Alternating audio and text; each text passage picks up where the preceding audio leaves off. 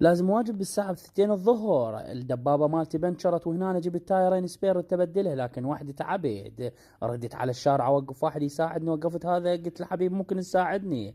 عافني وطلع قبال. المهم قررت اشوف واحد يساعدني حتى نبدل البنشر. تعال انت ابو السيارة الخرافية.